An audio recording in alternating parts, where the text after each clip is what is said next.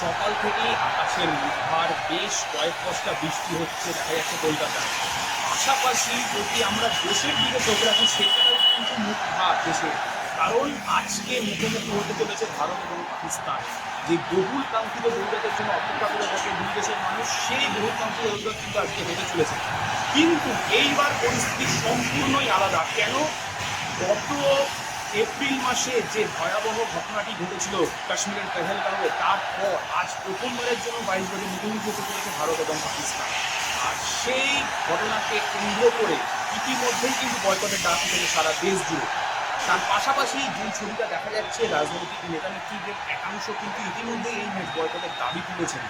সব মিলিয়ে অপারেশন সিন্দুর অর্থাৎ পেহেলগাঁওয়ের ঘটনার পরিপ্রেক্ষিতে ভারত সরকারের তরফ থেকে যে সামরিক পদক্ষেপ নেওয়া হয়েছিল, সেই অপারেশন সিন্দুরের পর আজ প্রথমবারের মতো 22 গজে মুখোমুখি হচ্ছে ভারত এবং পাকিস্তান।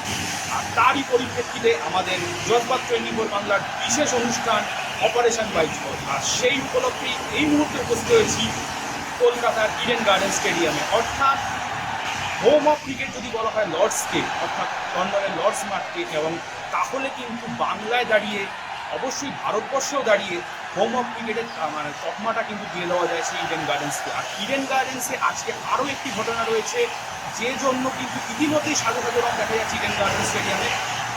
এইখানে আজ আর মাত্র কিছুক্ষণের মধ্যেই সিএবি যে সভাপতি পদ, সেই পদের জন্য নমিনেশন জমা দিতে চলেছেন বাংলার মহারাজ সৌরভ গঙ্গোপাধ্যায়।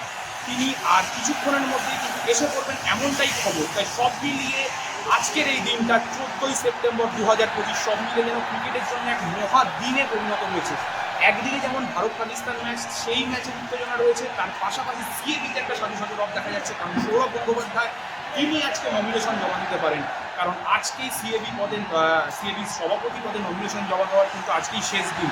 এর আগে আমরা মহারাজকে দেখেছি ভারতীয় ক্রিকেটের সর্বোচ্চ পদে, অর্থাৎ ভারতীয় ক্রিকেটের সভাপতির পদে আমরা তাকে দেখেছি, বিসিসিআই সভাপতির পদে।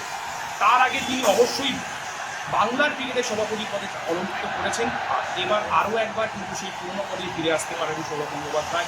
এবং আজ সেই নমিনেশন জমা দেওয়ার শেষ দিন, বিকেল সন্ধ্যে 6টা অবধি আছে নমিনেশনের সময়।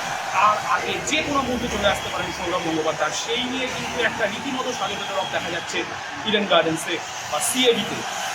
ক্যামেরায় শুভমদের সঙ্গে সুজিত ব্যানার্জি রিপোর্ট, জজবাত 24 বাংলা, কলকাতা।